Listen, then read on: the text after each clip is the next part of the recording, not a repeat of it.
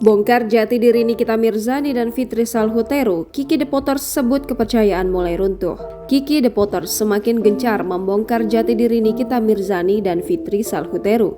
Bahkan meski sempat akun Instagramnya dihilangkan berkaitan dengan perseteruannya dengan Nikita Mirzani dan Fitri Salhuteru.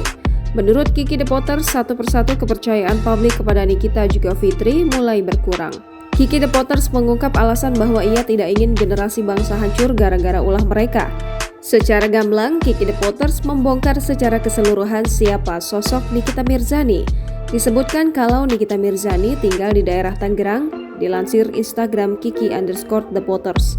Lalu, Kiki The Potters melakukan investigasi kepada pimpinan sebuah karaoke di tahun 2007 hingga 2008. Kiki The Potters saat menjauhi Nikita Mirzani malah difitnah untuk menjatuhkannya. Dinilainya Nikita Mirzani tidak mau disalahkan.